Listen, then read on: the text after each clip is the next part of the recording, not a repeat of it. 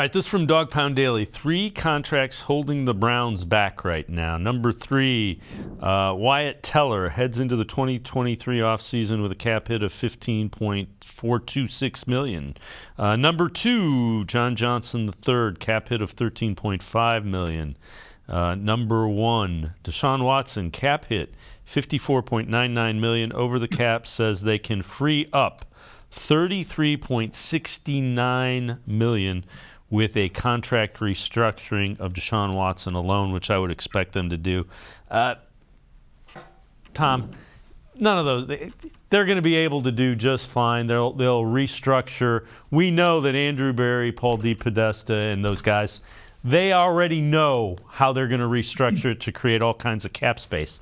So the question I have for you, you've got Watson, Teller, Bitonio, Conklin, Ward, Myles Garrett, John Johnson III, Chubb, Cooper, and Njoku. I believe they're all over $10 million, some approaching $55 million. Do you expect the Browns to make a trade with them or one of those guys to acquire some of the things they need because you have so many high-priced guys? Yeah, boy, isn't it amazing when you start throwing around that kind of money, what these guys are making now? I mean, it just feels like in the last 5 years that the contracts have just become so inflated.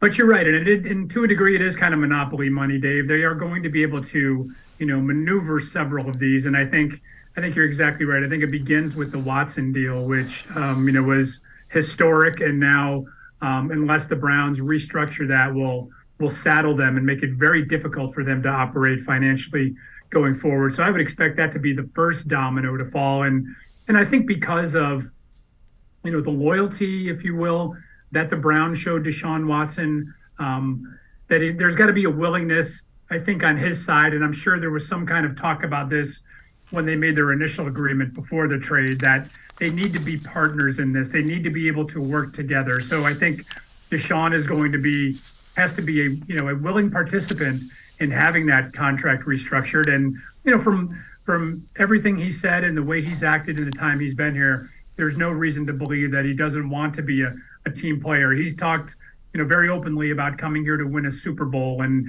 if he wants to do that, then they're going to have to bring in other assets to help him on both sides of the ball. So I do think it begins with him. And, in terms of moving any of those guys, you just rattled off pretty much the core of this team, right? So I think it would be very difficult. I mean, could you move one or two of those guys? Yeah, but I think then you're going to be weakening spots that might already be susceptible to, an injury and Lord knows we've seen that here, right? I mean, you take a look at that linebacking core last year where you went through 4 starters. You look at that offensive line where I know a couple of those guys played hurt most of last year. I thought it was a good move by the Browns late in the season to sign Jack Conklin to that 4-year deal to solidify that right side of the line. They've got a big decision to make with Jedrick Wills over on the left side in terms of picking up his contract option, which I do expect them to do. And then you think about whether or not he can be the long-term answer for them at left tackle. So there's as you mentioned before, Dave, there's plenty of maneuvering that they can do. This is why Paul DePodesta and Andrew Berry get paid the big bucks. I'm sure those are the kind of conversations that they've had since the end of the season and are going on right now.